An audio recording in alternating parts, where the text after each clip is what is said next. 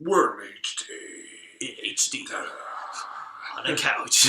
Yeah, you From can tell. SD to FaceTime, HD. HD camera. Oh my goodness, this is so cool. Are you?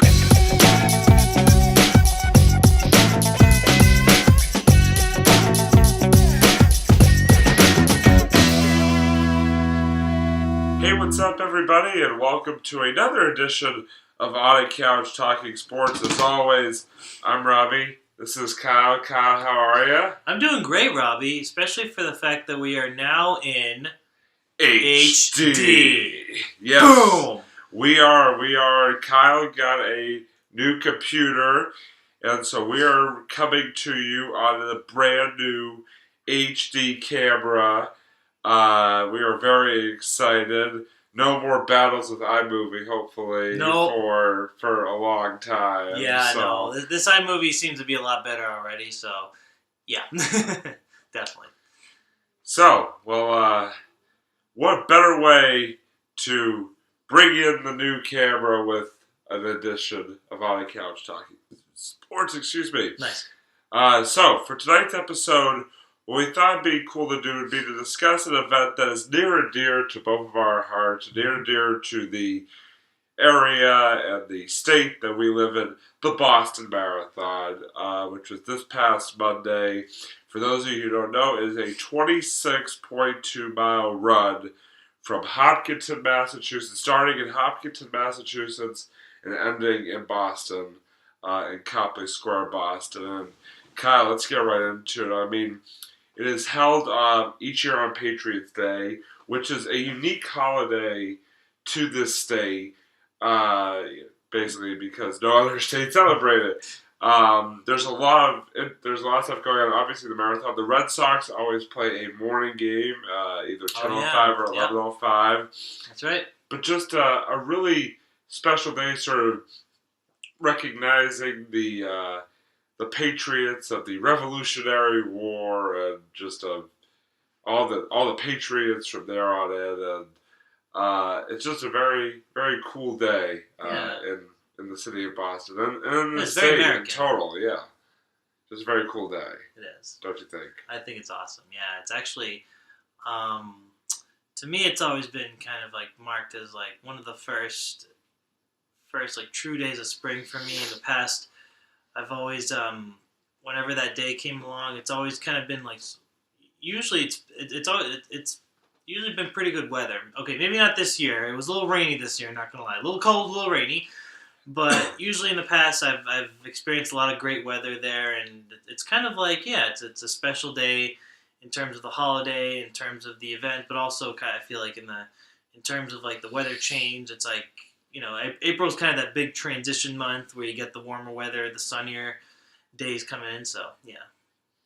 Yeah, and the other cool thing about the marathon specifically, let's get into the marathon here a little bit. The town that we live in, the marathon goes right through our town. Yeah. Right on through our town, and basically right through the town center down into the next town over. And it's just a really cool thing. You know, I mean, I must say, I've been each year on Patriots Day, I usually go to the Red Sox game. But in past years, you know, the few years that I haven't, you know, I would always go down and go into the center of town and watch some of the marathon, watch the runners come by. And it's just a really, really cool thing. I think the thing that makes it even more special for, you know, two guys like us is that we, you know, in a sense, grew up around it. You know, had it basically right have had it basically right in our own backyards this whole time, which is a really coul thing. Oh yeah, awesome! It's just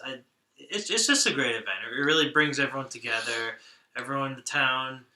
It's just it's just an event everyone cheers for. It's a very positive event. A lot of great athletes in there, and just a lot of people raising a lot of money and everything. So I mean, yeah.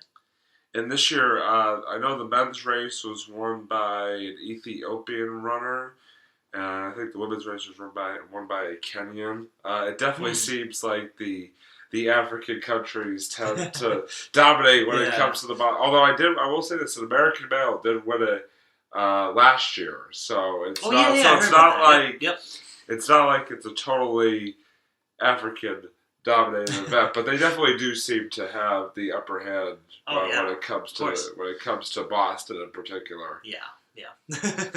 That's true. But and just sort of getting into getting into something you were talking about, just the crowds. I mean, every year it's like the streets are packed no matter what town you go through. And Yeah. I actually want to go over sort of a cool um, tradition. We live in our town, Wellesley, has sort of a unique tradition on Marathon Monday because we are home uh, to the ever popular Wellesley College, Yes. who many Yes. people know because Hillary Clinton, who by the way just entered the race for president, she attended Wellesley College. But what other people may not know is that every year the Wellesley College students organize what they call the Scream Tunnel, and it's basically like The Scream Tunnel. Wait, actually, tell me more about that. I haven't heard that before. yeah, you've never heard of the Scream Tunnel? Yeah, I it's don't think so. basically the as you go past Wellesley Yeah. College on the route on main Route Yep. 135, which is called that goes right by Wellesley College. Mhm. Basically all the by the way, Wellesley College is an all girls school. Yep. So all the girls, all the female I mean, students, guys can still go there to take classes, but it's mainly like a yeah, all-girl school. but all the female students stand by the side of the road and just are screaming at the screaming happily, Yeah. screaming Yeah, and cheering on. I mean, no, they the obviously they runners. wouldn't be shouting at them like angry. But they're just like yelling and cheering, and they even like a lot of them pull up signs like kiss me, I'm a Wellesley girl. So a lot of the runners actually like stop and like kiss the Wellesley girls as Oh, they're wow, going by. It's okay. actually a really it's a Nice. really cool thing. It's a really cool tradition. It's a really cool tradition. It's been going on for many years. So Yeah.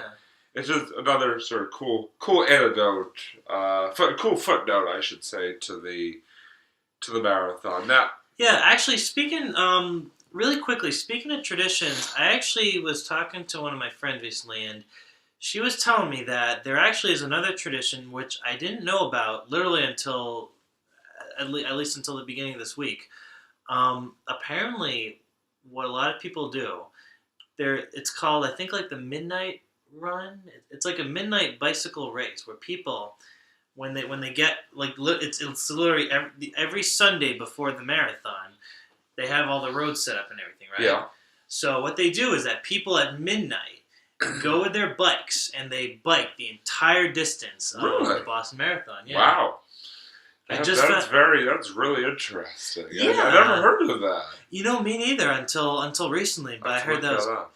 it's kind of it's not like an official thing because I guess apparently I guess the marathon, the people running the marathon don't really necessarily like that whole event going on, but I mean it seems pretty harmless to me because it's not like they're not destroying anything. No, They're just riding a bike down Exactly. the road, basically. yeah, it's at midnight. Obviously, not a lot of people are out at midnight, so I think it's a really cool idea for an event.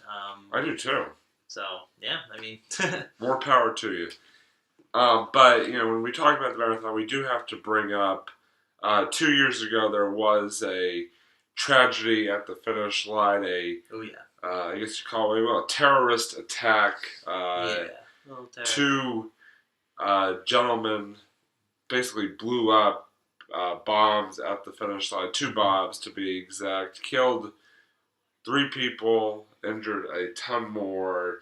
Yeah. And certainly, I mean, the last couple of years, not even just the marathon itself, but just the whole, the whole trial and everything like that happened. It's definitely put the marathon in a new light. But I think it's actually made the marathon better. And it's really brought people together and really sort of to emphasize that Boston strong mentality. Yeah, it's really brought. I feel like the city as a whole, not just the marathon, but the city as a whole together. And that you're right, people were able to, despite the whole series of events going on at that time, they were able to get back up and they're still running the marathon today. I mean, it's still, they still got to get cut. I guess they. Yes, Kyle, there are people still running the marathon as we speak on Wednesday. Today. No, I mean not today. No, I was just messing with you. Today, this very day, they're still doing it. No, that sure would be a lie. I don't think any human being would be capable of running 2 full days of that. Well, it's actually a perfect segue into the last point that I wanted to bring up. There was a story that actually I saw yesterday. Oh, yeah. A man from Argentina who has muscular dystrophy ran the marathon and actually finished the whole 26.2 miles. It took him 20 hours to finish, but he did finish and got like a medal and all that stuff. I just think that's really cool. It just sort of shows you like what the marathon's all about. It's like determination, strength, courage, all that. And for him to do what he did, if I had a hat, I'd tip it to him. It's a very cool achievement to finish the Boston Marathon, but to do it with something like that is pretty remarkable. Oh yeah, I mean, you know what they say? It's not about the end goal; it's about the journey. I gotta say, it's not about finishing. Yeah, just like the Boston Marathon, it's not about finishing first. It's just about doing it. Just going out there, right? Yeah, definitely. So, to all the marathon runners, we congratulate you. I know a lot of people, every year people that we know or, people from this area run it, and you definitely, for whatever your reasons are, we congratulate you, and, obviously, like Kat said, it was kind of cold and rainy this year, but you know what? That didn't stop people from coming out and running the race that makes this city great. Yeah. So people still ran, people still watched. It was still an event that people came together despite the weather. Exactly. That's why it's a good event.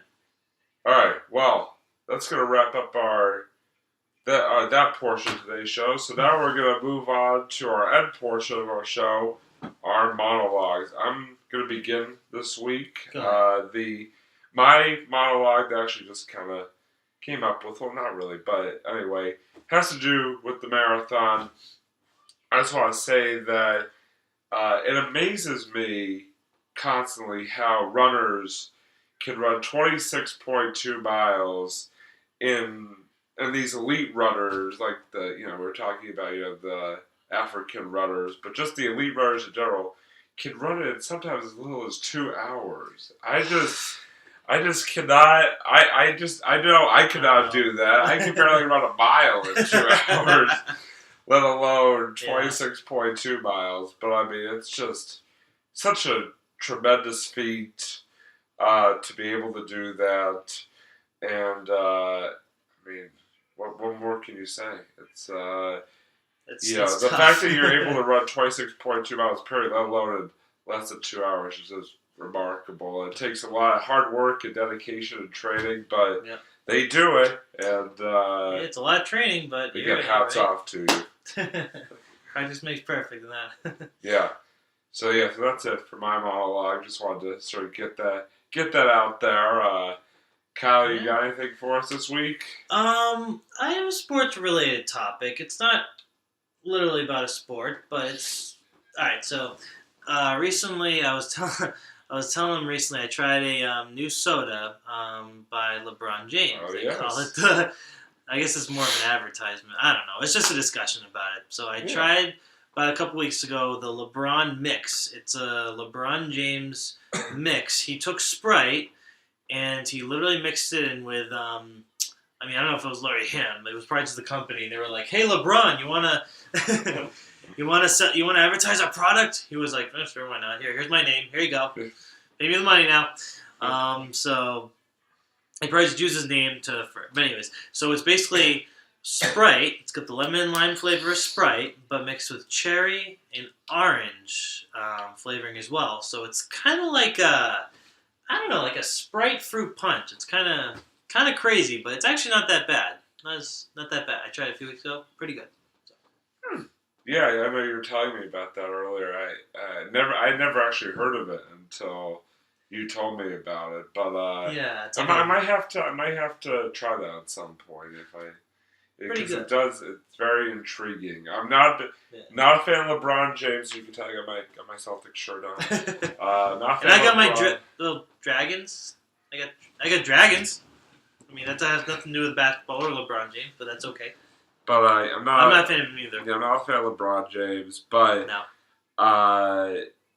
good for him continuing to make that money. I know, right? So more power to him. Imagine if he just became like another enemy on our show. He calls in. LeBron James. Maybe I can maybe another episode. I can just bring in the Sprite and just pour it down. And be like, LeBron, your Sprite's terrible. Maybe he can call in all angry at us, and that'd be actually kind of funny. Yeah. Just. Okay, sorry. I'm just bringing. That's all right. No problem. Ramble away. No, I was just Gotta thinking go up to our it's probably channels. gonna happen now that you said it. Probably. He'll be after us. Yeah, probably. All right. Well, that's gonna do it for another edition of On a Couch Talking Sports. Thanks for joining us, everybody. As always, in our first show in HD. Looking forward to more like it to come. Anyway, for Kyle, I'm Robbie. We'll see you next time.